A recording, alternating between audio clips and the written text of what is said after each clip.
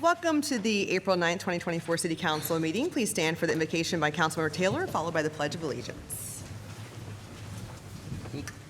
Most holy, Heavenly Father, we give you the honor, the glory, and praise, Father. We ask that you fill this place with your spirit, that the things we said here would be true and not error, Father, that you will be glorified in your Son, Jesus Christ, and him and all of us that believe. We thank you. In Jesus' name, amen. Amen. I pledge allegiance to the flag of the United States of America and to the republic for which it stands, one nation, under God, indivisible, with liberty and justice for all.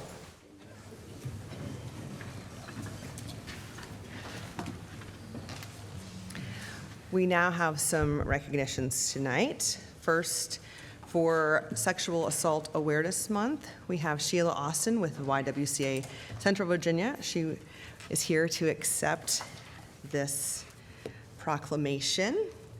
You want to come forward, Sheila, with whoever you brought with you as well? I'll read the proclamation first, and then if you want to make some statements, and then I'll come forward and we can take a picture, okay? Okay. Great. All right.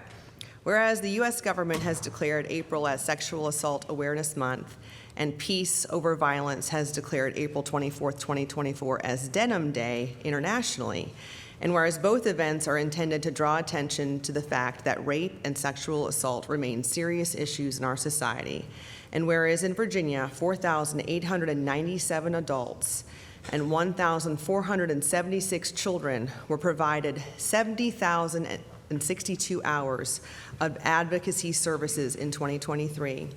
And whereas in 2023, over 972 hotline calls were answered and over 227 emergency hospital appointments with survivors of sexual assault were provided in the Lynchburg area. And whereas Sexual Assault Awareness Month and Denim Day were established to bring attention to misconceptions and misinformation about rape and sexual assault, and the problem that many in our society remain uninformed about issues of assault and forcible rape. And whereas with proper education, there is compelling evidence that we can be successful in reducing incidents of this alarming and psychologically damaging crime. Now, therefore, I, Stephanie T. Reed, Mayor of the City of Lynchburg, do hereby proclaim the month of April 2024 as Sexual Assault Awareness Month and designate Wednesday, April 24th, 2024 as Denim Day in Lynchburg. And I urge everyone to wear jeans on April 24th, 2024 to help communicate the message that there is no excuse and never an invitation to rape.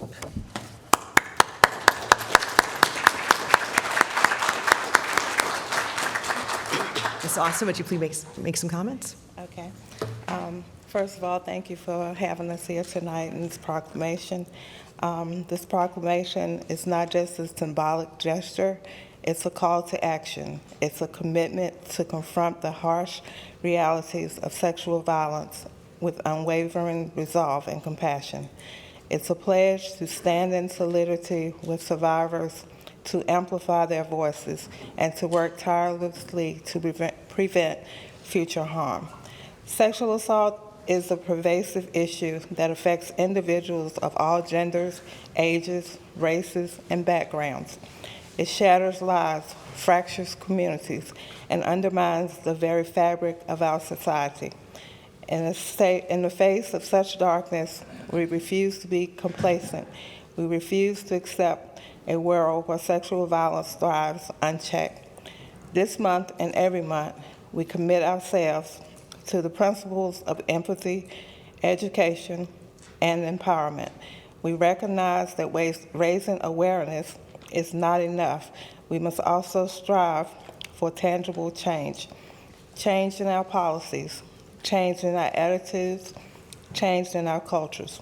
Today, we will continue to provide crucial support services to those in need. Together, we will continue our work and commitment to creating a world free from sexual violence. Thank you.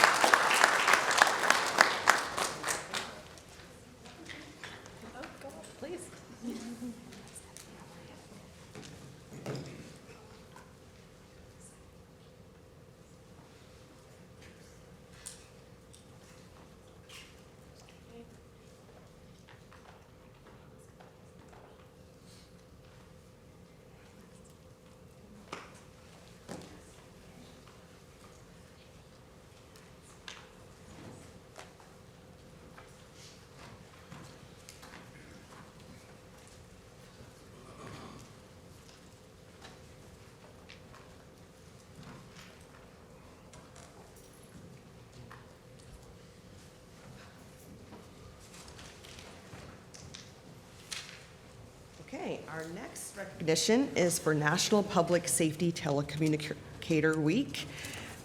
Chief Ryan Zudema will be coming up.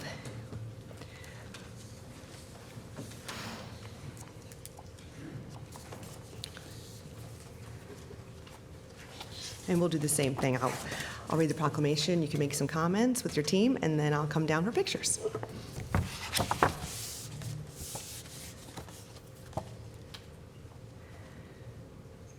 This is the Emergency Communications Department, by the way. Nobody has to call them tonight. Yes. Okay.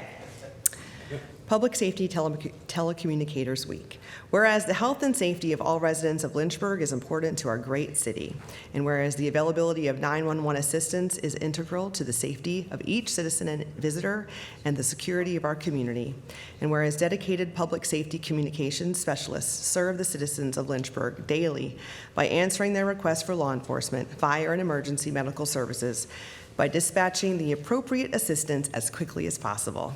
And whereas the professional public safety communication specialists are a vital link between the citizen or victim and the public safety provider. And whereas we recognize that public safety communication specialists are mission essential personnel who continue to provide a singular service that ensures the public's health and safety every day. And whereas the dedicated Lynchburg public safety communications specialists handled over 174,000 emergency and non-emergency calls last year. And whereas it is important for the public to be aware of the responsibility to properly use 911 services by calling only when lives or property are in peril, thus increasing the efficiency of the system and improving the chances that lives will be saved.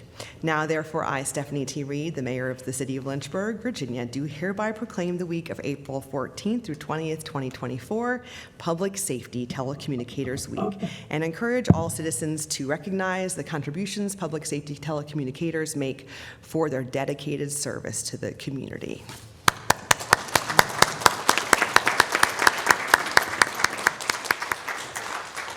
Thank you, Madam Mayor, Mr. Vice Mayor, members of council. Just very honored a few months ago to be able to bring our emergency communications folks back under the police department. They were there many, many years ago, and we're grateful to have them as a part of the LPD family again. In addition to all the things you said, they are truly the lifeline for our police officers and our firefighters. We couldn't do what we do without them, and when times are really, really tough, we rely on the folks that you see behind me here to make sure that we are staying safe. So we are very grateful for them. And I'm going to turn it over to Melissa Foster, who runs our Emergency Communications Center, to say a few words. Thank you. Thank you. Madam Mayor, members of council, thank you for taking the time tonight to recognize our public safety communication specialist. This group of dedicated individuals, I can't say that word, before you tonight are the unseen heroes in public safety, the first responders.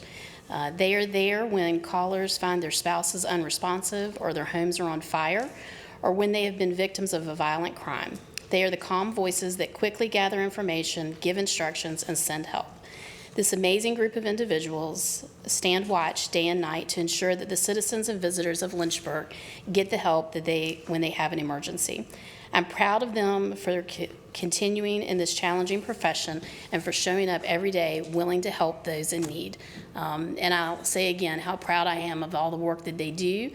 They sacrifice a lot of time with their family and friends to make sure that there's somebody there when the help is needed. So thank you very much.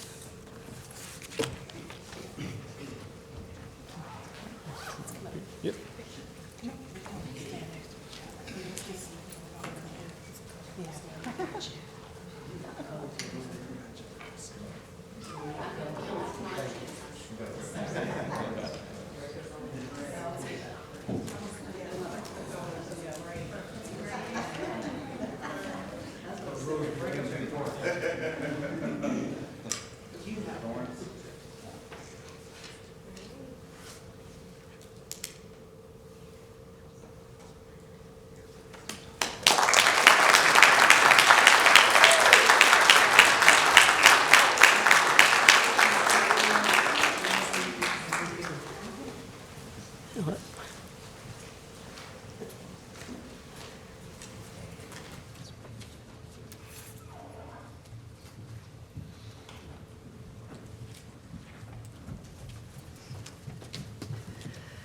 Mr. Benda always tells me I need to have running shoes on rather than these high heels, but I refuse. Okay.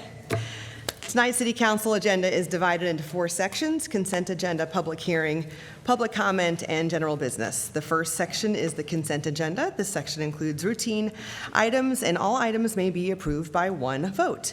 May I have a motion on the consent agenda? Yes. Briefly, Councilmember Nelson's asked that we pull February 27th minutes until next meeting. Okay, do I have a consensus from council? They're comfortable pulling? Yes? Okay, so with the February 27th meeting pulled, may I have a motion? So moved. Okay, do I have a second? Second. Okay, are we doing a voice vote tonight? Call for the voice vote. Councilmember Dolan? Yes. Councilmember Helgeson? Yes. Councilmember Mischins? Yes. Councilmember Taylor? Yes. Councilmember Wilder? Yes. Vice Mayor Feraldi? Yes. Mayor Reed? Yes. The motion passes 7-0. Great, thank you. All right, moving on to public hearing. The next section is public hearings. This section includes all public hearings as required by law or as council may direct. Staff will make a presentation. Comments will then be solicited from the public. An individual speaker shall have 3 minutes to speak. If the speaker represents a group, the speaker shall have 5 minutes. A speaker representing the group shall identify that group at the beginning of his or her remarks, and a group may have only one spokesperson. Each speaker shall clearly state his or her name and locality of residence. Upon the conclusion of public comments, the public hearing will be closed and the matter referred to council for deliberation. Consideration of adopting an ordinance changing a certain area located at 2820, 2840, 2842, and 2844 Lincoln Drive from B3 Community Business District and B-3C Community Business District conditional to B-5C General Business District conditional. Staff will provide a brief summary of the request. Ms. Rachel Frischheisen. Thank you, Mayor, Vice Mayor, and members of council. The purpose of this petition is to allow a portion of the existing shopping center in the 2800 block of Lincoln Drive to be used for storage units. These units will be climate controlled and will be located in the former grocery store space and some of the existing retail buildings within the shopping center, with 2 new additional storage structures located towards the rear of the site. Planning Commission recommended approval of this petition at their meeting on February 28th. We discussed this project at City Council's business item briefing on March 12th. There is a memo in your packet to answer some of those questions raised at the meeting. One question was regarding the area to be rezoned, and there is a map here showing the dashed portion, which is the portion we're talking about tonight. The other zoning on the site would not be changed as part of this petition. There was also some discussion of the site's appearance. The petitioner has submitted renderings that you can see here, and they've submitted a proffer with architectural standards for this facility stating that the exterior materials would be something like stone, brick, stucco, etc., rather than a more industrial type metal facade. The proffers also limit the storage units to the portion shown on the plan and state that only the only B5 use allowed would be the storage units, and those uses currently allowable in B3. Thank you, and I'll be happy to answer any questions after your public hearing. Thank you so much. Would the petitioner like to make a presentation?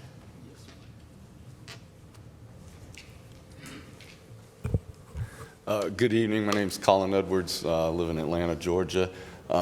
Just want to add on a little bit to what Rachel went through there. We've been working with staff and her and Tom's department for many months now to come up with what we think is a innovative, kind of creative plan here to breathe some life into a center that's been trending toward blight. It's been empty for a while through a couple anchor uses there over the years. Met with the neighborhoods in the area with their feedback. We're able to come up with some proffers and restrictions so that we can't do a bait and switch on them on this side of the property where we say, hey, these renderings look great, but next thing you know, Collins built an auto use under B5 or something else. So we've limited it to storage, what you see here, but that is the catalyst for all the upgrades that I was meeting contractors, tenants, brokers today on the retail side of the property, which I really am encouraged that I think with some lipstick, landscaping, lighting, things like that, we really could see an uptick in the tenant mix here. Now, it may take several years. I've got leases and things I need to honor. I'm not just going to go kick everyone out overnight, but I'll be up here for many years working on this project, and I'm excited about it. So reserve my time for any questions. I spoke with several of you and got some good feedback and questions there, but happy to answer any other moving parts on the phasing or tenants I'm working with, things like that. Great. Well, we will call you back up if we have any questions. Thank you so much. Is there anyone here who would like to speak in favor?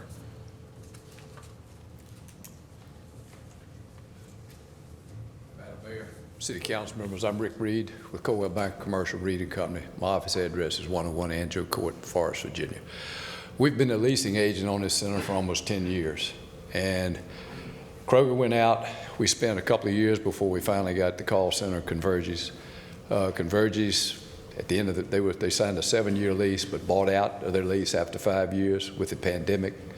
Like a lot of call centers, they found their people could work at home, didn't need the big space anymore. So we spent 2 years marketing this big box to retailers. In today's retail market, it just doesn't fit anybody's box. We've had a couple developers look at it. They said we'd have to tear the main part of the center down, which would be a shame because the building's still structurally sound. So we think this is a great opportunity to revitalize a center and breathe some new life into it. Thank you. Thank you so much. Is there anyone else who would like to speak in favor? Anyone who would like to speak in opposition? Okay. Any voicemails from citizens? There are none. Okay. Public hearing is now closed. The matter rests with council. Vice Mayor Feraldi. So moved. Oh, okay. Do I have a second? Second. Okay. Vice Mayor? No comments. No? No. None? Okay. Any discussion? Councilman Huxon? Thank you. You know, with this, a few weeks ago, I guess when we had a business item briefing, which I think have actually been helpful, you know, because they come, we're kind of first time we're hearing it, and with that, kind of the first blush kind of has, oh, this is crazy, or this is whatever, or this is, you know, you kind of get your off-the-cuff feedback. And so I'm glad the developer and staff has kind of helped address some of those questions. I talked to a few of the planning commissioners after and alerted me to one, you know, because when you think of storage sheds, storage buildings, what do you think of? You know, you don't think of those things that are nice looking. And he directed me over towards the old Showbiz Pizza.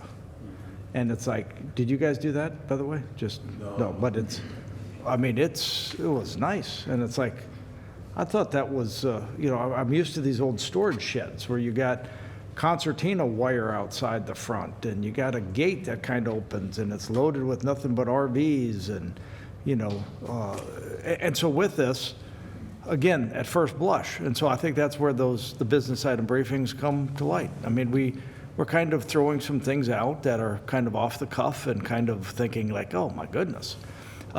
You know, I think some of that, I think there's been some new proffers that have been submitted, which are part of this proposal that I imagine. It's not the old ones, not the old one that was on our packet, but I imagine the new motion. Is that what you had motioned with the new proffers? Chris? Was that all the new? Was your motion consist of the new? Yes. Yes, okay. Sorry, I wasn't Yep, listening. nope. So with that being the case, you know, I think there's lots of good things that have happened, and I think this does look fairly good, and it's good to have these so you can kind of see at first blush. The developers get to hear and say, hey, here's what we need to do or not do, or maybe we need to market something or kind of see what's happening differently, because you know, at first blush, it doesn't sound like a good use of property to put up a bunch of storage buildings. And I think this has come out good, and I'll be voting in favor of it, so thank you. Any other comments?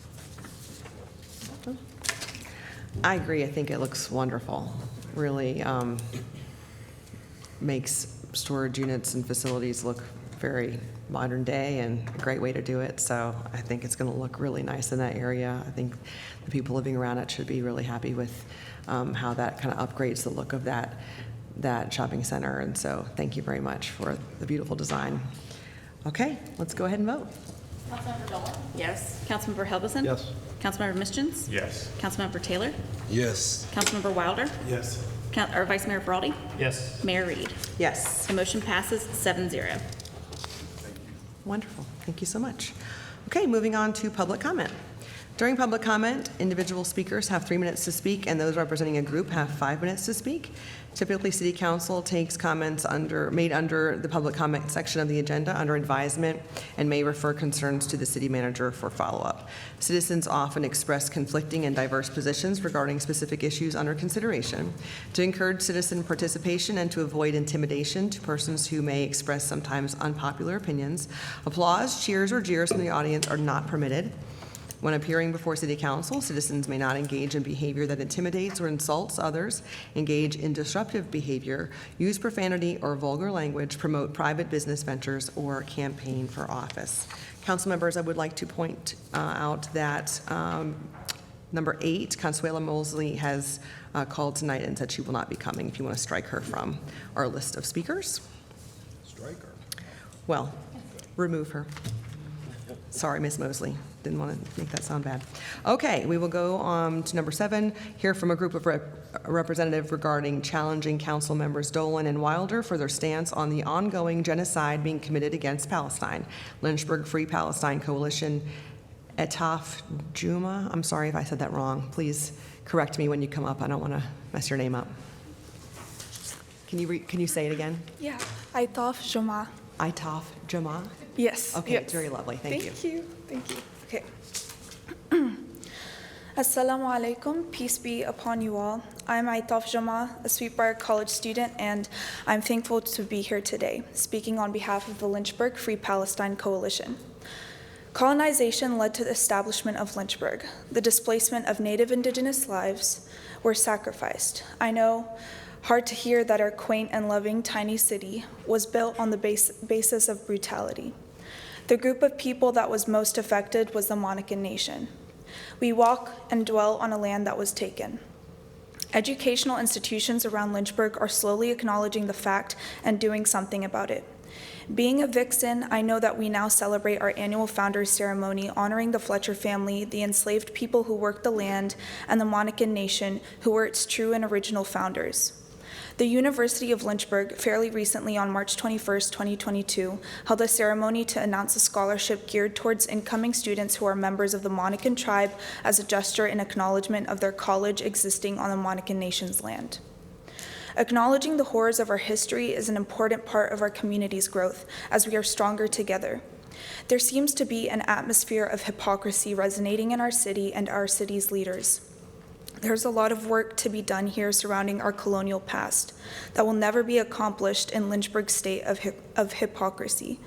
The City Council's members and many members of Lynchburg's community continue to neglect that work in other parts of the world, which leads to the setback of us moving further with our relationship with the Monacan Nation.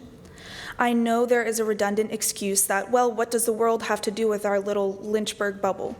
People dying halfway across the world has nothing to do with us. But it does. Palestinian people are actively a part of Lynchburg's community. We strive for a connection of forgiveness with the people we displaced and neglected on this sacred land, and yet hinder the freedom and rightful justice of the Palestinian people. The damage that our history has done to Lynchburg's indigenous community can never be reversed. We always say that we need to learn from history so it doesn't repeat itself. Well, it is repeating itself right now with the Palestinian people, and the fight isn't over yet. We have the chance and resources halfway across the world to not repeat our ancestors' mistakes and make sure that the lessons learned from the suffering of our indigenous community at their hands does not go in vain. The acknowledgement of the genocide of Palestinians, just like the genocide of all indigenous communities of America, needs to happen. Instead of standing by and watching the devastation unfold like we did centuries ago and have Native communities claw their way out themselves, we can help this time and call for a ceasefire. Putting all personal feelings aside, the massacre of a specific group of people for the establishment of a discriminatory country is a crime and form of oppression committed against humanity. This is something that goes against all religions. This genocide isn't a Muslim issue or a Jewish issue or a Christian issue. It is an issue that involves all these religious groups and non-religious groups. The Palestinian people consist of Muslims, Jews, and Christians. Open quote, Allah does not love the oppressors, end quote, from the Quran 3:140. Open quote, whoever oppresses a poor man insults his maker, but he who is generous due to the needy honors him, end quote, Proverbs 14:31. Open quote, learn to do good, seek justice, and correct oppression, end quote, Exodus 1:17, second book of the Torah. With that stated, going back to us dwelling on stolen land, if Lynchburg decides to amend the ties between the Monacan nation that our history readily oppressed, then they should rightfully do the same of all oppressed nations from the terror of colonialism, especially when they are reaching out for help with the limited amount of communication they can do. The Monacan nation is still alive and thriving, even when there was no help, and the Palestinians will continue to do the same and fight till the end. But no more innocent lives need to be lost. A statement that all of us from different backgrounds and faiths can agree upon. Help us to pressure our federal and state leaders to end the genocide by passing a ceasefire resolution now. Thank you very much. We'll now hear from a group regarding school budget veteran affairs. Vicente Gonzalez from Latin American Community Center of Lynchburg. Please restate your name, group represented, and locality residence. Where's the timer? Oh, okay. Hi, I'm Vicente Gonzalez. I'm here representing the Latin American Community Center of Lynchburg, Ward 2. On May 4th, Lynchburg will celebrate its annual international festival. The broader Lynchburg community will have the opportunity to experience food, dance, music, and other aspects of ethnic American cultures. However, I do want to point out that ethnic Americans are much more than our food, music, and dance, and that the city of Lynchburg has a long way to go when it comes to supporting our communities. Today, I wanted to talk about the disparity between the treatment of the veteran community versus the treatment of civilian populations who endure the same military conflicts. The city of Lynchburg provides very little support for immigrants, refugees, asylum seekers, and victims of war and genocide. The experiences of veterans are complicated.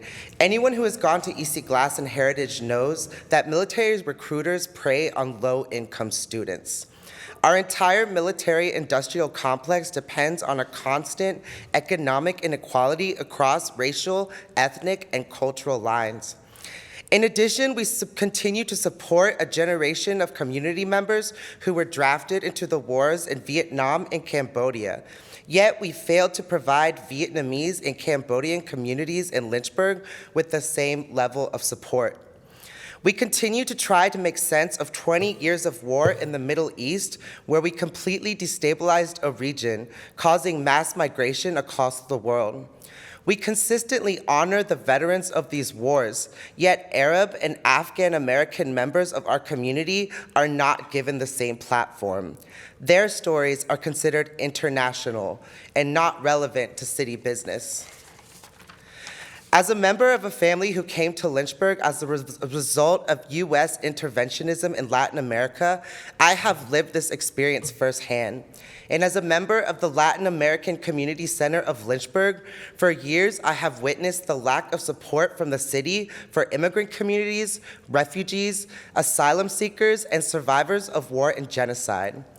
I think it's important to realize that many topics that may be considered international are the force of major demographic changes we are seeing in our community today. It's important that we recognize that immigrants, refugees, asylum seekers, survivors of war and genocide, veterans, and major international conflicts are all interconnected. During the February 27th City Council meeting, when the local Palestinian community came to address the ongoing genocide in Gaza, you denied their right to public comment, claiming that international issues are not relevant to city business. Yet, in the same session, you approved the creation of a new plaque on Monument Terrace to recognize the Gulf War and wars in the Middle East of the 2000s, which by your own definition are not relevant to city business. But because residents of Lynchburg participated in those wars, these events may be discussed at the city council meeting. The same should go for the civilian populations intertwined in those conflicts who are also a part of our community. The council is sending a clear message that refugees, immigrants, asylum seekers, and survivors of war and genocide are not seen as integral parts of the Lynchburg family in the same way that veterans are. Why is this? Why is the person on the other side of the gun less important? I understand that because there are so many programs for veterans in Lynchburg, that such issues are permitted to be discussed at public comment. But Lynchburg City does not have well-developed programs for refugees, immigrants, asylum seekers, and victims of war and genocide. You say we cannot speak unless our comment is relevant to city business, but for us, there is very little to comment on. The public comment is one of the only places that we can come and be heard. And when the Palestinian community came to plead for your help, you silenced them. I also want to call on the two progressive members of the council to stand up for your progressive base and acknowledge that you have the ability to put forth a resolution calling for a ceasefire in Gaza. You are intentionally choosing to remain silent as the conservative majority of this council dictates which voices are heard in this chamber. You fear controversy on the eve of an election, when 67% of Americans across political lines support a call for a ceasefire. Your lack of action and silence during this process will undoubtedly link you to the upholding of a genocide and the silencing of our local Palestinian community. We ask you to use your voice. Thank you for letting me speak today. We will now hear from a citizen regarding literacy, Mr. Michael Bremer.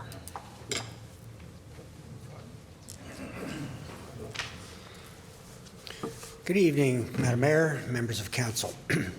I'm Michael Bremer. I reside in Ward 4 of the city. Literacy is a public safety concern. We cannot police our way to a more just and peaceful society. We must educate. Children who cannot read at grade level by the end of third grade are more likely to be involved in criminal activity and or dependent on government assistance. The only future these children see is described by Hobbes as solitary, poor, nasty, brutish, and short. In the face of such dire despair, children will act impulsively without concern for others, with complete disregard for consequences. The results can be devastating. Without realistic hope, a child who cannot read will become defeated by feelings of incompetence, despair, and worthlessness. The Governor's Early Literacy Foundation states that 85% of all juveniles who interface with the juvenile court system are functionally low literate, increasing the probability of incarceration in later life. And literacy is a lifelong deficit.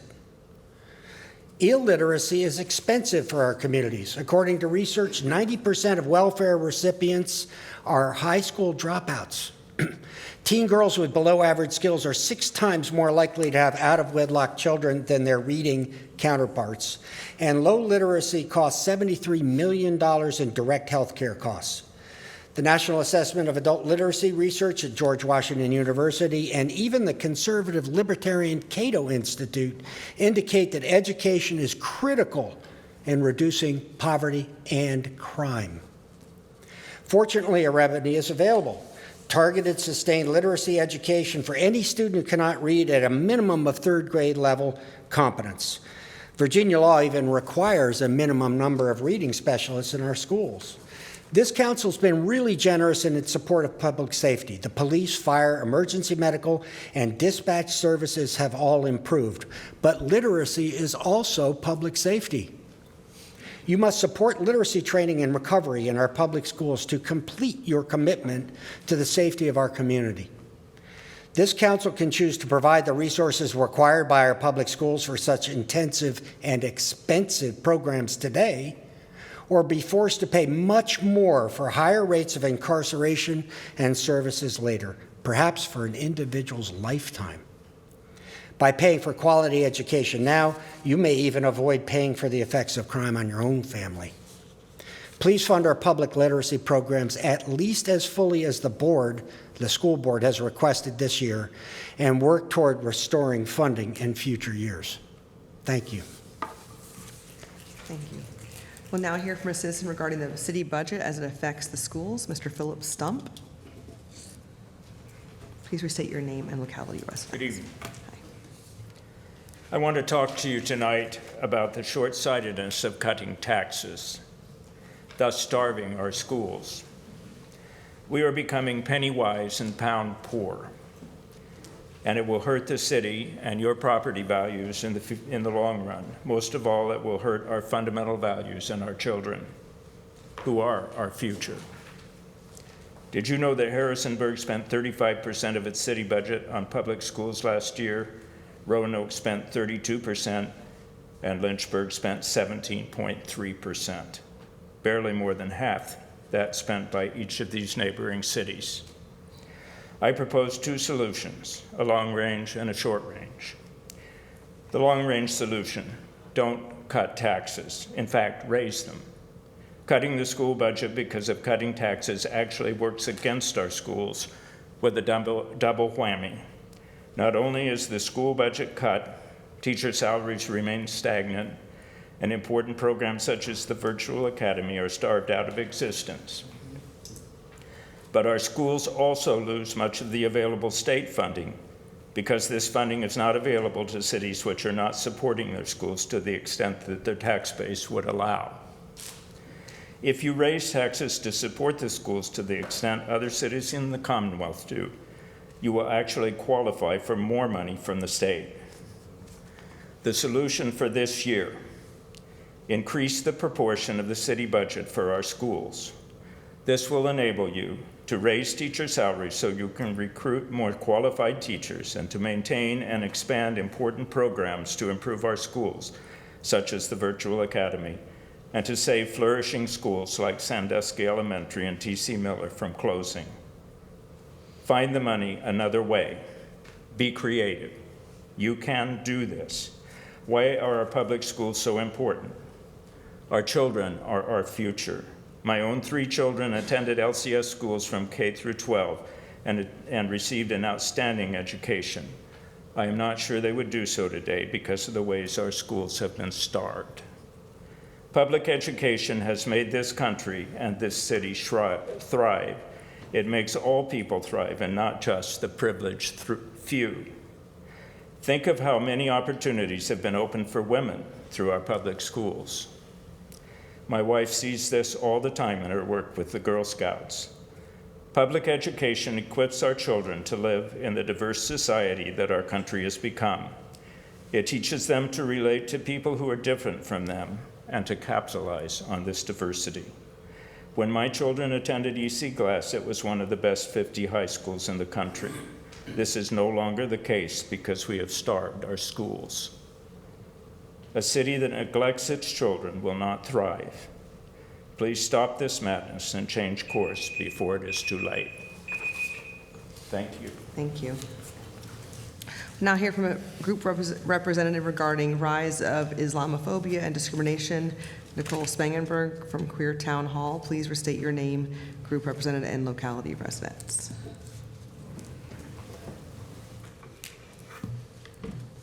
Hi, I'm Nicole Spangenberg, she/they pronouns, and I'm here representing Queer Town Hall of Lynchburg. At Queer Town Hall, we want a Lynchburg where people of all religions feel welcome and supported, where human life is valued and democratic principles prevail. Since October 7th, Muslim friends of ours have experienced a disturbing increase in Islamophobia right here in Lynchburg. Islamophobia is the irrational and unjustified fear of, hatred of, or prejudice against the religion of Islam or Muslims. Islam has been racialized and associated with Arab people. Because of this racialization of Islam, other people, often those of Asian heritage, who are perceived to be Muslim or Arab, are also targeted by this anti-Muslim hate. Many of our Muslim friends are being made to feel unsafe in Lynchburg. They're experiencing unprompted verbal abuse from strangers, targeted for wearing hijabs or simply existing. Our Palestinian friends, even more so. They're watching their home be bombed and their people massacred day after day. And on top of that, they're living in a city that has become increasingly hostile towards them. What kind of Lynchburg do we all want? One that breeds homogeneity and pushes out anyone who looks different or practices a different religion from the Christian majority? One whose city council members censor constituents when they try to explain Lynchburg's complicity in the genocide of Palestinians and how that affects our neighbors in our community at home? That's not the Lynchburg I want to live in. We have seen you, our council members, speak out against anti-Semitism in our city before, and rightfully so. Anti-Semitism must swiftly be condemned whenever it arises. Any prejudice based on religious affiliation should never be tolerated. And right now, it's Muslims who need our solidarity. Understanding Islamophobia, anti-Semitism, Zionism, and anti-Zionism are important steps towards finding ways to cultivate communities of support and affirmation for all. I'll share a bit from the International Jewish Anti-Zionist Network. It's important to clarify that Semites also include any member of people who speak or spoke a Semitic language, including Jewish and Arab people. Anti-Semitism is a threat that must be countered by all who oppose racism, white supremacy, and religious discrimination. Anti-Semitism is prejudice, hatred, or violence directed at Jewish folks because they are Jewish. Anti-Semitism today is centered in the far right, where white supremacy, Christian nationalism, and Christian Zionism are dominant. Many people confuse support for Palestine with anti-Semitism, but there's nothing anti-Semitic about opposing the killing of 33,000 people, 13,800 of them children. And there's nothing anti-Semitic about opposing the Israeli government's aim to push Palestinians out of their homes and claim the land as their own. To oppose Zionist settler colonialism is not to oppose Jewish people.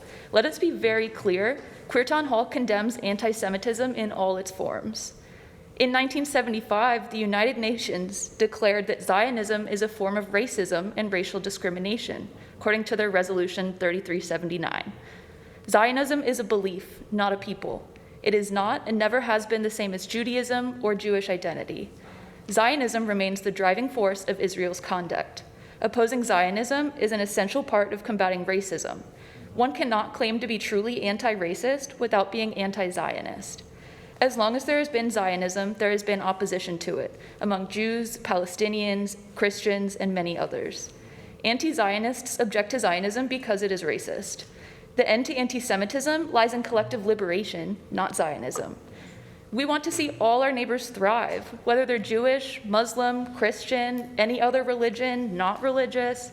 And when we see genocide enacted on an entire people group, and all of our neighbors in Lynchburg that are persecuted as a result of the rhetoric surrounding said genocide, it's our responsibility to speak out. Right now, our neighbors, our Palestinian neighbors, need Lynchburg's leaders to stand with them. At the very least, they and the local Muslim community deserve a statement condemning Islamophobia in Lynchburg.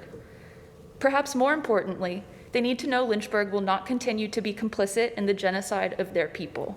That's why we're at Queer Town Hall asking you to follow the lead of other cities across the U.S. and pass a resolution demanding a ceasefire in Gaza and the cessation of military aid to Israel. Now's your chance to stand with your constituents, to take a moral stand against the murder of innocent civilians, and pressure our state and federally elected officials to put an end to the genocide. Thank you. Thank you. All right, our next section is general business. This section includes general items of new business. Consideration of adopting a resolution authorizing the letting of property at the Monument Terrace building and to approve a lease agreement between CASA of Central Virginia, Inc. and the City of Lynchburg. There was a public hearing held for this item on February 27, 2024, where it was tabled to allow CASA's board to consider changes to the effective dates and value of the lease. Mr. Kent White will provide a brief summary. Madam Mayor, Mr. Vice Mayor, members of City Council, very quickly, following your public hearing on February 27th, my colleague Mr. Friedman made changes to better reflect the value of the lease and adjusted the dates of the lease term. CASA's board reviewed this and approved it at their March 22nd meeting, and it's back to you for your consideration. Okay. Vice Mayor Feraldi? So moved. Oh, okay. Great. Do I have a second? Oh, second. Dr. Wilder? Okay. Vice Mayor? No comments. Dr. Wilder, you have a comment? No, we discussed it thoroughly last time. Okay. All right. Any further discussion from anyone? Are we? Yes, Councilman Hogginson? Yeah, I'm thankful that, in reading the lease, that this is such a clear problem with the words was able to be corrected. So, Anyone else? Okay, let's go ahead and vote. Councilmember Dolan? Yes. Councilmember Helgeson? Yes. Councilmember Mischins? Yes. Councilmember Taylor? Yes. Councilmember Wilder? Yes. Vice Mayor Feraldi? Yes. Mayor Reed? Yes. The motion passes 7-0. Wonderful. Okay. Consideration of adopting a resolution approving the revised emergency operations plan. This item was presented to council during our business item briefings on March 12, 2024. May I have a motion? Madam Mayor, Yes. I don't have a motion. I've got some comments, though. I'd like to have the fire chief, if you don't mind, ask some questions about the plan, since we've now got the highlighted version, thanks to, I'm sure you probably had a lot to do with that. So some questions that I have about the plan, particularly, I'm going to pull it up so I'm looking at the same thing everybody else is looking at. But page 27 of the plan, hold on, I've got some notes written down here, I just want to pull it up.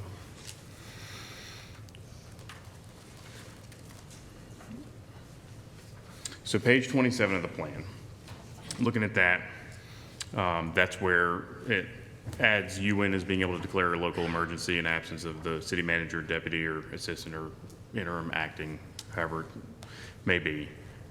And that it looks to me as if, let me get to the right page.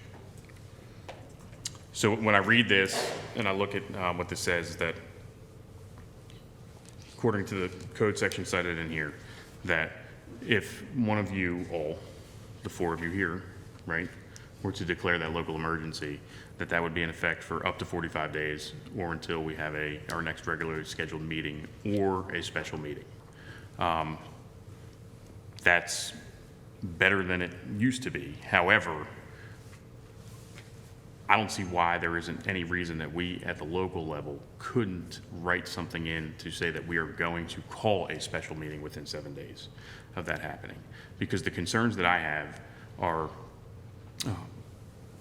I would not want to see a situation, and I went through and I looked at our calendar for the rest of the year, the two longest gaps that we have between regularly scheduled meetings are 21 days and 35 days, for instance. I would not want to see a situation where there's any kind of civil liberty suspended of our residents without that being on those of us that have been elected for any duration longer than a certain period of time.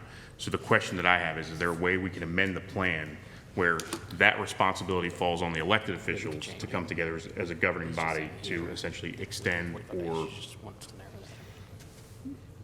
continue that emergency plan and kind of takes it off of you guys?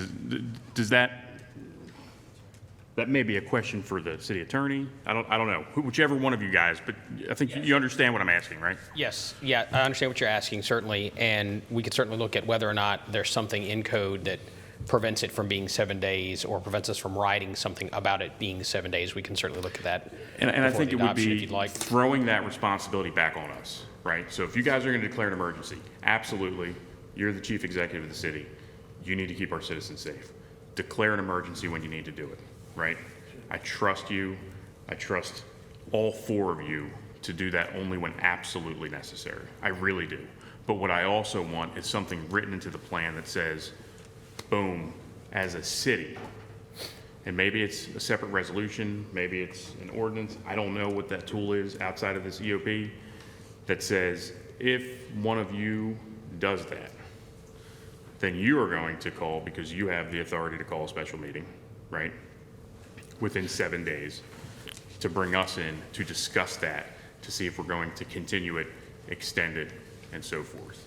Yeah, so I do appreciate your comment and certainly don't mind looking into it, but I did notice that we did quote specifically what that code section states from the Code of Virginia. So Correct. I would assume that we would have to do something outside of the EOP, to your point.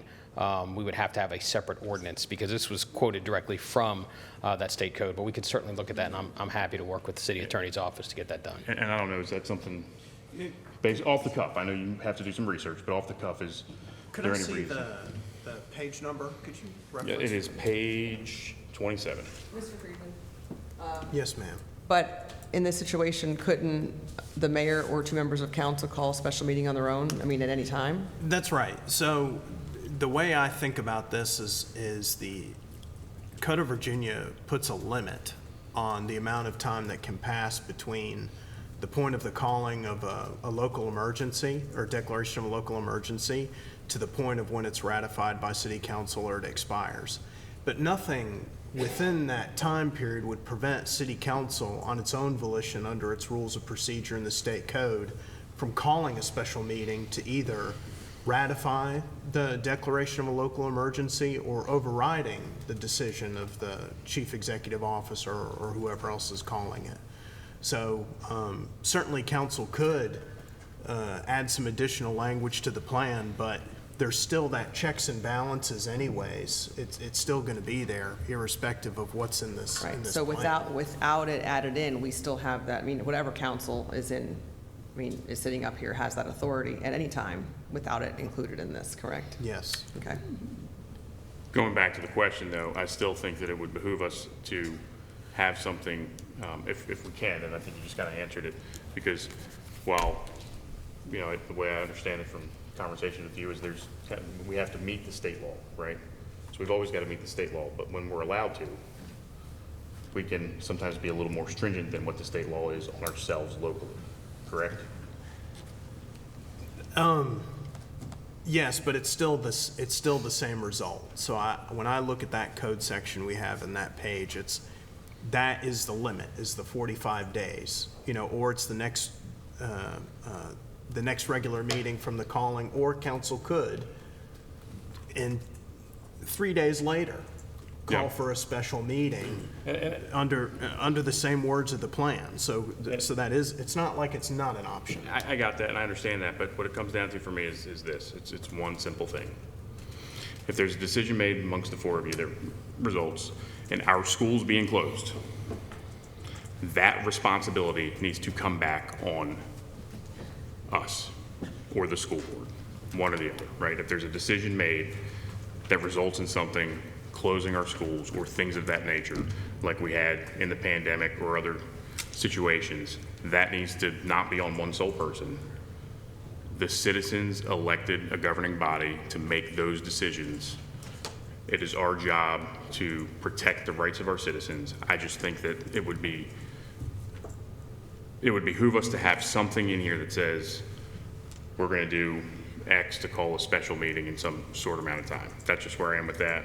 So those are my comments on that section.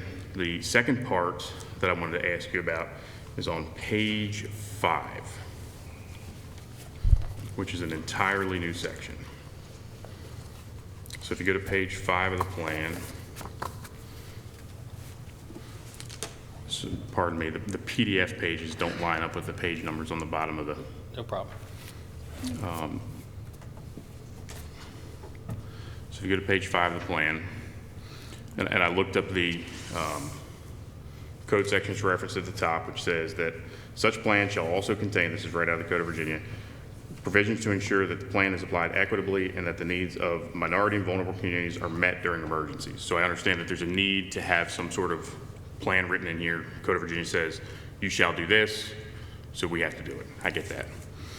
But when I read this, some of the language in here I have concerns about, right? So the first question is, will efforts be made to engage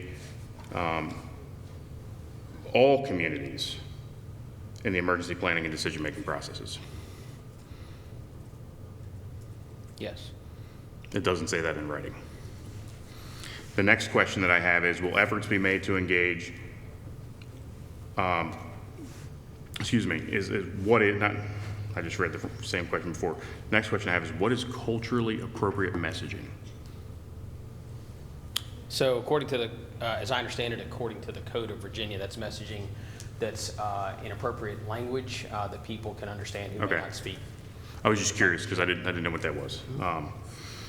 The next question I have about it is, it says that we're going to have collaboration with community partners, and then it lists what those community partners are, serving minority and vulnerable populations. Will we also collaborate with community partners that serve all populations? Yes. It does not say that in writing. The last question that I have is, as far as the evaluation and continuous improvement, it says, the question I have is, will the effectiveness of strategies to address the needs of all communities be regularly evaluated with adjustments made based on feedback and lessons learned from past emergencies? Yes. And again, it doesn't say that in writing. So when I look at this, the way that this is written, it says that efforts are going to be made to engage only minority and vulnerable communities, that we're going to collaborate with community partners that serve minority and vulnerable populations, that we are going to evaluate the effectiveness of strategies to address the needs of all, or of minority and vulnerable communities. But it doesn't say that we're going to do it for all communities. And, you know, I kind of think of my own personal experience with that. The director that we had was that 2010, does that sound right, Chief? Yes. Right? Sounds about right. A lot of people all over the city didn't have power for 10 days, roughly, right? Does Liberty University and Thomas Road Baptist Church meet that definition that's written in here of a community-based organization, faith-based group, social service agency, and other stakeholders serving minority and vulnerable populations? Is Sure. that? Absolutely. We use their church during the duration. Because there was no greater resource or facility than Thomas Road Baptist Church and Liberty University during that. Correct. That disaster. 10 days, no power, 100 degrees. My grandfather had a pacemaker put in that week. So I remember that was a tough week for this whole city, tough 10 days. And I'm just concerned about all of the language in here. I just wanted to put that forward as it stands right now, without just kind of putting in the bare minimum that would be required by that code section. I don't know that I can support this plan as it's written without some changes in there. That's all. Councilman Dolan? You left page 27. This is my problem with taking the 45 days out of what you're talking about doing, unless you have safeguards in place to prevent this from becoming a political football, which it can very easily. So I'm not sure that I would be in favor with what you're proposing, because it would depend. I mean, we've seen it before, so I have a problem with that. I have a quick question. So as I'm reading equitable support for minority, the way it appears to me is that it's being sectioned off to say that for those groups, they will have the same treatment as everyone else. And that's why it's being, because the definition of equitable, I've pulled up several definitions and they all kind of pretty much say the same thing. It's treating everyone fairly and the same way, so that those groups have been outlined to be shown as these groups will be treated the same as everyone else. So it's kind of already saying that all the others that are not mentioned, we're assuming are everyone else we're talking about now, and that these groups have been singled out to say will also be treated the same, and they've just been specially included here because of some of the challenges some of them may be facing with different disabilities or whatever they may be dealing with in the community. Is Dr. Jennings, in your experience with that definition, is that how it's typically presented? I mean, when we use the term equitable.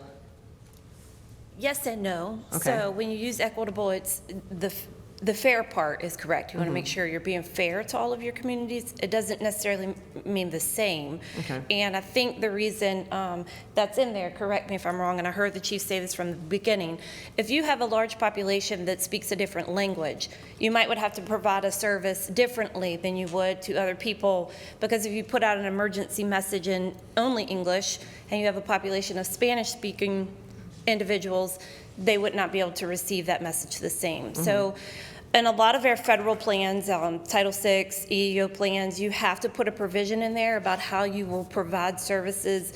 A big is for people who do not speak English, and the other is for those that are blind or vision impaired or hard of hearing or having hearing impairments. How would you communicate an emergency message to someone who couldn't see or someone who couldn't hear? So that wouldn't be the same as you would for someone who could see, but you have to do it fairly. I hope that answers your question.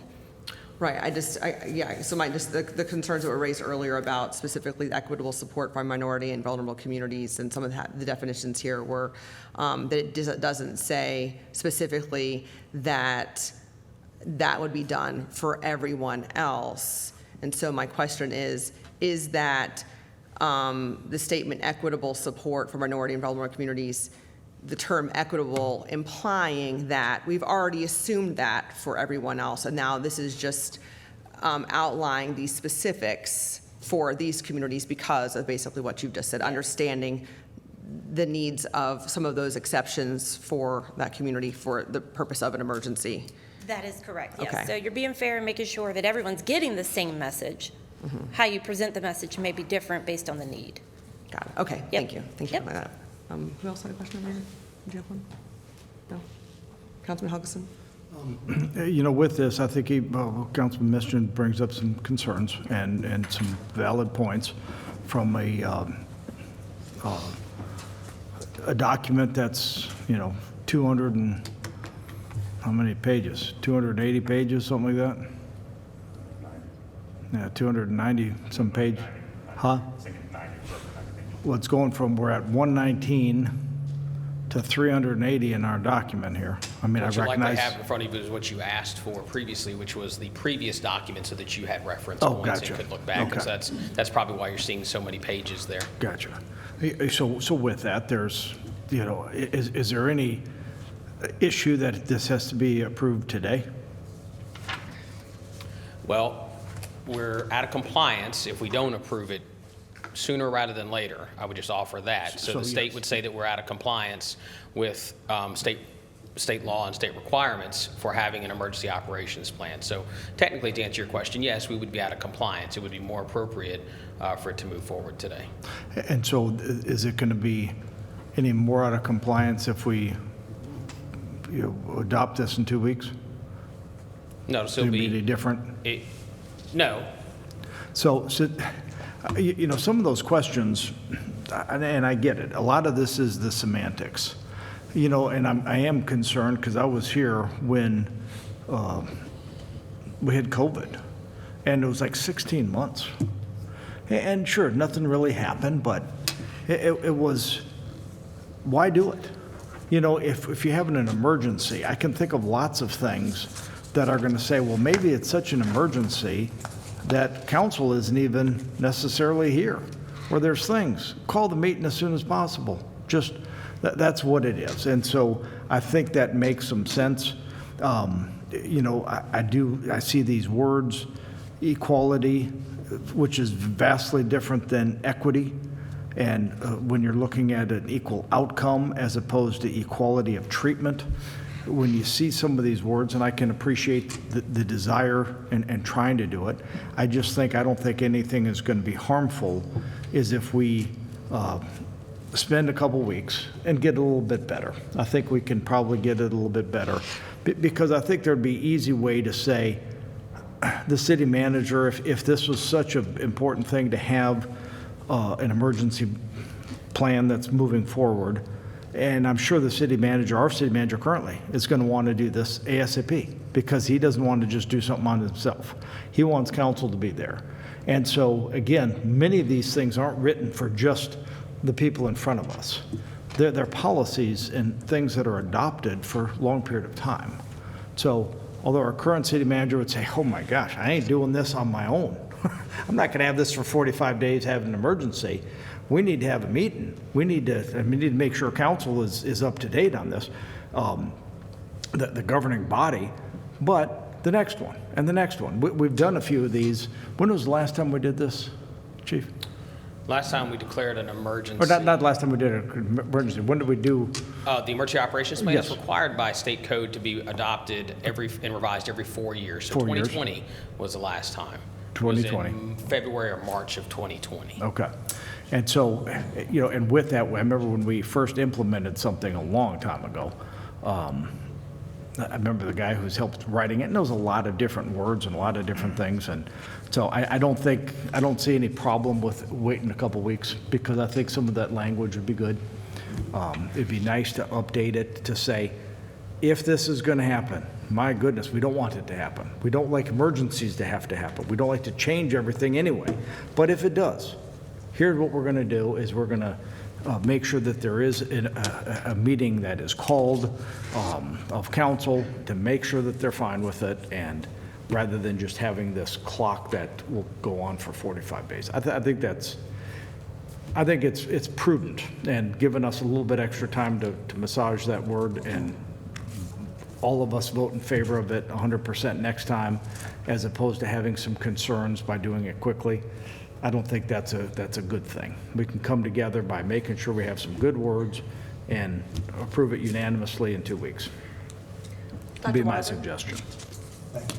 This is the second time we've seen this, correct? Correct. That's what I thought, okay. Yeah, so this came to you as a business time briefing March the 12th, and then we provided you several weeks ago with all of the documents that you all had asked about. We're on the same page. Thank you for the information. I appreciate the language. I know some of the language came directly from the state code, so I understand that. And a lot of the language is because certain portions of our population have been neglected. That's why certain statements are the way they are, because the way certain persons have been treated. So I appreciate the language. I'm in favor of passing it now as it is, because we can pick through this thing, and I've seen it happen. We can pick this thing for 2 days, for 3 days, and never be satisfied with the people. But again, I appreciate the efforts, and I appreciate the way it is now. Thank you. Councilman Taylor? Marty is first. Oh, okay, but you haven't spoken yet. Okay. If you can change the language to all persons. All persons. That's great. I love it. Where? I love it. In, I believe it's under fair and equity. On page 5? Yes. I certainly can look. Again, I think Dr. Jennings pointed out a great point, as did the mayor. This particular section was added into the Code of Virginia because of the fact that this was recognized as not being done properly, is certainly my understanding. So I don't know that we can change that specific code section in the code, but you know, its intent Yes. is to address all persons, including those that maybe didn't have access, Yes. couldn't access our shelter, as an example, that we opened most recently in the wintertime. So, You know, during the erasio, I live in White Rock. I had my lights and power back on within 24 hours. So that's why I say all persons. You know, we take a little section of town and we chop it up, and we take this, well, it's more African American over here, so we chop this up, and more Spanish over here, so we chop this up. Madam Mayor? yes. Could I have one comment just on that, if it will help clarify anything? Let him finish. Go ahead. It says at the very end of page 5, it says, by implementing these provisions, our emergency operations plan reaffirms our commitment to serving all members of our community equitably during times of crisis in accordance with the principles outlined in the Code of Virginia. Oh. So I don't know if that's helpful. Yes. About having the all language in there, but Yes. that is there. Yes, need to be in there. So does that help you? Yes. Okay. And so, but just to clarify what you said there is that, I mean, even though that suffices what Councilman Taylor was asking, making changes or trying to leave something out, it would therefore not be in accordance. I mean, I would say that this is with anything, not just this particular page, but it has to be in accordance with the state code. yeah, we have to fall within the guardrails of the state code with this plan. With the whole plan. One way or the other. Got it. So yes, there could be language added. We could change things about days, certainly, if that's council's desire. But ultimately, the 45 days has to remain in there, because that is a quote directly from That's state part of the code. code. Got Yes, it. ma'am. Okay. Councilman Missions? Yeah, so, and I just want to be clear about something regarding this is, you know, earlier the mayor mentioned, you know, that we would assume for everybody else, but we're putting it in writing for minorities and underserved populations. We can't assume in a document like this. This is a document that we should assume nothing, and we should clearly state or not state what we need to say or what we don't need to say. Because when that happens, when the emergency happens, you're going to dust that document off the shelf, and you're going to go line by line, and you're going to follow the plan, right? And that's how it works. And then every 24 hours, you're going to update the plan. Every operational period, you're going to update the plan, right? So, background. Had I not worked for the fire department, right, who knows what I would have known to do with my grandfather. I live in Vista Acres. Larry had power back in 24 hours in White Rock. I had no power for 10 days. My grandfather lived in my house. He was in his 80s. He barely spoke English, right? I guarantee you there was no Latvian translators on staff in the city of Lynchburg. I guarantee you there's no outreach effort that would have been defined by this that the city would have had to be able to communicate to him. There was no way. There was no way. His only way was me, right? We RSI'd him in my driveway during that 10-day period, right? If anybody doesn't know what that means, it's basically doing anesthesia in your driveway in the back of an ambulance, right? Knocked him down and intubated him. And there's nothing written in that, and he meets all the criteria: foreign born, barely spoke English, right? Disabled. There's nothing written in that plan that would have changed any outcome. The only thing that changed the outcome was me knowing. So that's why when I look at this, I like, it's kind of, we need to make sure we're focusing on taking care of our city. Our city. We don't need to slice and dice different sections of our city. When the emergency happens, we need to take care of our city. And I know the people that work for you and the people that you lead are going to go to work, and they're going to take care of our city. They are indeed. Without a question. So that's why I have concerns about just the way that it's written, because it kind of looks to me like, we just can't assume things. We can't assume it's going to be this way or it's going to be that way, because what happens if this thing just keeps getting regurgitated for the next 45 years after we're all gone, and then one day somebody picks it up and says, we only got to take care of the white or the non-white people and the disadvantaged people. That's it. That's what this says. And that's how I look at it. This is a long-term document. It's going to get repeated over and over. If this is a new section, let's get it right. Let's meet what the code requires, but let's get it right. Vice Mayor Crawley. Well, I appreciate the comment about maybe not being here in 45 years, but at this rate, I think Jeff will have us all beat. So, I mean that in jest. I'm curious on this. I've been scrolling through the state code trying to find it, and much to my attempt, I can't figure it out. When do we know, Mr. City Attorney, when this was adopted, the state code? Because what I'm trying to figure out is if and when this change happened, that this discussion is now before us. Does that make sense? Could you say that one more time? Okay, so it's my understanding that the code may have changed slightly recently. I'm trying to find when that happened. The Code of Virginia? Yes, the code we're referencing here. I couldn't speak to it on the fly. I'm sorry. Yeah, I could not either without. I thought that's why we're doing this. We are. Is to comply with the code. That's correct. So part of the update was to comply with the code. That's correct. So it would have been within the last 4 years. Since 2020. Yeah. Talking about the code change on the equity section? I am. Yeah. Thank So you. it would have been within the last 4 years. Because I do see a conceivably. number of changes in 2020, 2021, and 2022, but for whatever reason, I'm having issues dissecting that further. Was this language that is causing us this discussion in play the last time we adopted it? I know it seems like a dense question, but forgive me, I want to make sure we're all on the same page. Yeah, I certainly understand your question. I certainly was not the emergency manager at the time, Yeah. and based on what I understand now, this was not part of that last emergency operations plan. I would have to look at the legislative history and Yeah, that's what I'm trying to do. and at the previous operations plan and compare the two to answer that. So with that, I think that makes sense that we table this for 2 weeks and vote on it. Hopefully, that'll be fine, because otherwise, we're going to be kind of talking somewhat in circles and spending lots of time with, unanswered questions, and I think it would be best for allowing staff to come up and answer those questions. So I'll make a motion that we table this, not indefinitely, but table it for 2 weeks to our next meeting.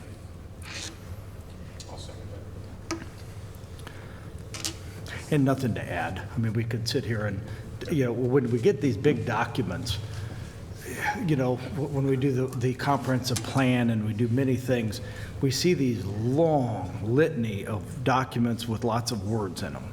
And it's good for us to just get them right. Take an extra couple weeks, get them right, and do it all in one fell swoop. So hope we can support that. And Madam Mayor, just so I understand, should this motion pass, for purposes of the fire chief and I working together, as far as page 5 here, equitable support for minority and vulnerable communities, council would like to know what the legislative history was that changed from the last version to the current version, which led to the amendment. Is that correct? I guess some people are asking for that, yes. Okay. That sounds good. And then I would like to know what's the requirement? What do we have to say? Okay. Right? We don't really need to say what we need to say. Does that make sense? Yes. But is there further discussion, though, for people that would like to talk to the motion about tabling it, or are there people who want to talk about, they'd rather go ahead and pass it tonight? Councilman Taylor? I'm good. Did that to it? Dr. Wilder? Yes, I do not support the motion. I think we need to pass it as it is. Thank you. I don't support the motion either.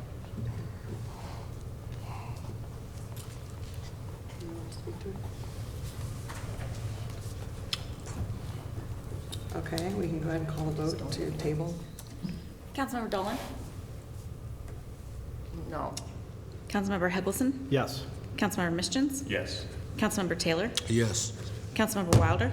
No. Vice Mayor Ferraldi? Yes. Mayor Reed? Yes. The motion passes 5-2.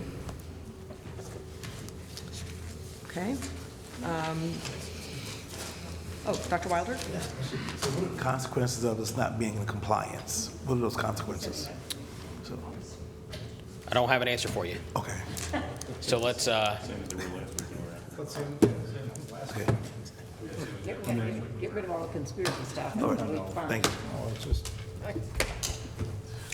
We just heard about this at the business item briefing. Okay, the meeting is adjourned, and our next meeting will be held on April 16th, 2024 at 6 p.m. in council chambers.